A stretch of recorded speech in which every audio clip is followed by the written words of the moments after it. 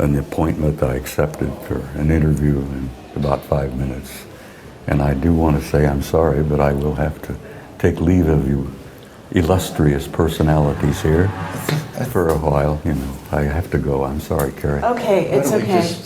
Is there anything you want to say before you leave, Bob, about, you know, the end of secrecy and the beginning of what's coming next? Because just as I went to get you today, you were addressing a group and you said there's going to be in the next 12 to 18 months some things that people need to prepare for. Well, the gentleman I was talking to is an economist and a bit of a banker. Oh. And he's been looking at the statistics, the data, and he's been watching what's been going on the world markets. And he's troubled by what he sees. And he's convinced that we're not out of the woods yet on this economic thing.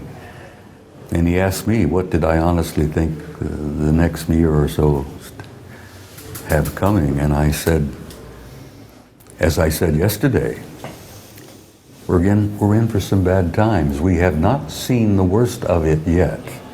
And I hate to tell you that, but that's true. We have not seen the worst. The other shoe has not dropped yet.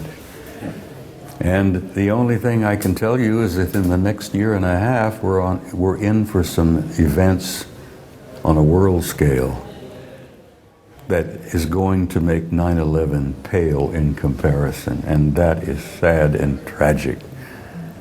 But to leave you with this, I must leave you on an up note for the viewers who will be seeing this. And as Tolstoy said, there is that spark that burns deep within each of us. It will not go out no matter how dark the world becomes.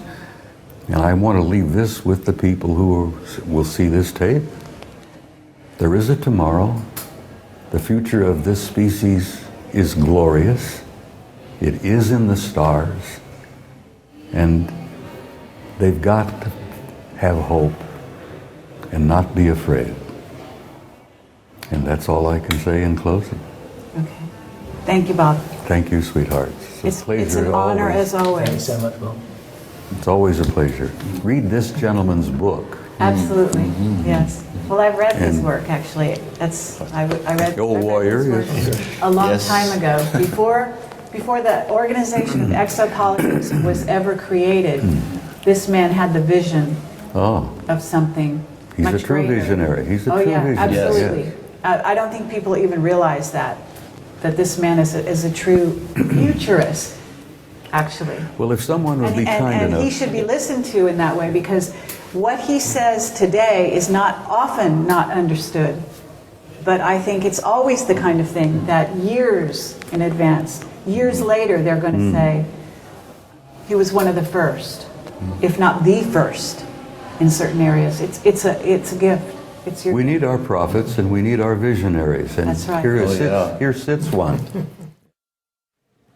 I just feel that we need to realize that the rest of our family has been here visiting us, and also slightly off the planet and other places, and they're interested in watching, and they would not have survived as long as they hadn't gone through this transition that we're about to go through.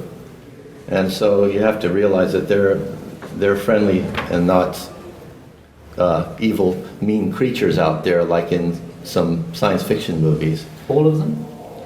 Anyone that survived, generally, anyone that survived that's worthwhile, I mean, the majority, otherwise they would have destroyed themselves by now. But you're not saying that 100% of the extraterrestrial races are friendly? They have a different way of... some are service to self, some are service to others. Service to self actually means that what they're... Because you haven't actually met them all, right? No, it's impossible. You were only exposed to a few. Yeah. I mean, you're talking about particular groups, but the thing is that in general, there was this type 0 that was talked about in type 1. They wouldn't have survived this type 0 to type 1 transition if they hadn't raised their consciousness to some degree. In general, that's the case. There may have been some exceptions, but they're such a minority that they've been... Well, actually, our government their liaison is often with the service to self. Yeah, that's and right. And the evil forces on this planet aren't doing it all on their own. They didn't think up all this stuff on their own. Well, They've got actually, their own. humanity isn't doing it all on their own. They're got their own being laws and pushed masters. and prodded by some unseen forces and unseen beings. It may be a philosophical difference, or It's a philosophical difference. That's what it is. Yeah. yeah. And I that's, mean, by recognizing their existence, I'm not giving them power. I'm just saying we've got to tell the truth here. There is evil out there in the universe. Well- It's not just, it doesn't just stop at the Illuminati. there's darkness, but darkness is, for me, I view it as ignorance. Ultimately, it's of course, that's right. absence of light. It's not an opposing force, ultimately. There's light, and then there's no light, I'm or just talking- interference. I'm just talking about functionality. Yeah. Okay, so maybe we I'm talking can, functionality. I think actually even you could talk about, Alfred, what we've been talking about off camera a little bit in terms of there is investigation at the moment going into some of the relationships that are going on behind the scenes with various races. And Yes, You know what I and sure. I mean, just to keep it down to specific data points, we know what Arthur has said here, that he's been to Mars. We also have another very credible whistleblower who we've talked about, who in 1980 went to Mars twice. This is Andrew Bajaga. Yes, Yeah. in the company of a CIA officer, Courtney Hunt, just to put that on the record, from through a Mars jump room, a teleportation jump room, from El Segundo, California, to one of the sort of bunker type bases. Right under the surface of Mars, and who walked around on the surface of Mars, and who in 1971, in the company of his father, who was a CIA contract officer type, met 3 Martian astronauts who were on a liaison and coordination visit at Curtiss Wright Air Force Base. And so we know that from at least 1971, there's been a coordinating and liaison type function or relationship between the Martians and the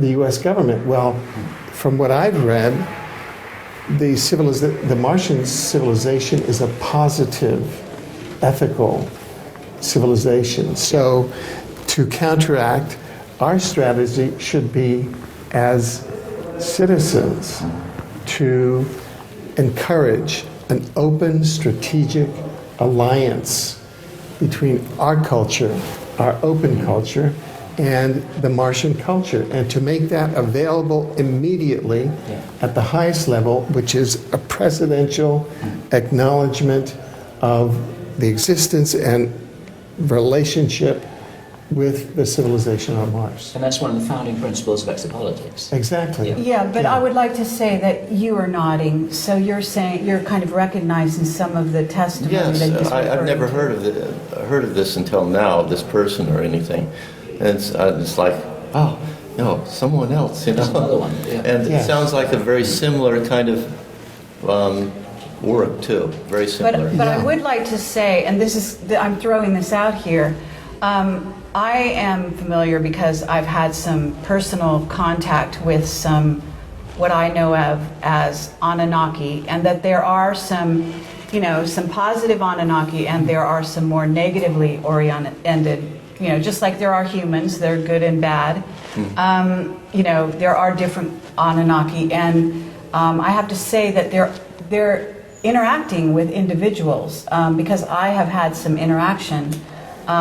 They have made their presence known to me, and I know Bob isn't here to actually talk about this, but Bob has had his own interaction with Anunnaki that he has talked about with us, and I know Well, he met them. the Anunnaki are the exception that I was talking about, where it's But I really didn't